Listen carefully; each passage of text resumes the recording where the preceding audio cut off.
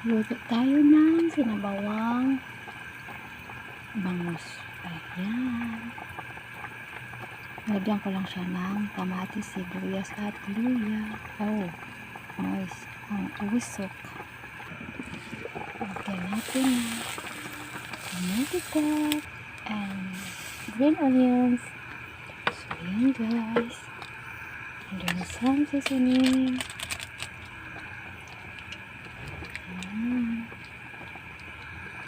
Haluin at takpan. Antayin kumulo.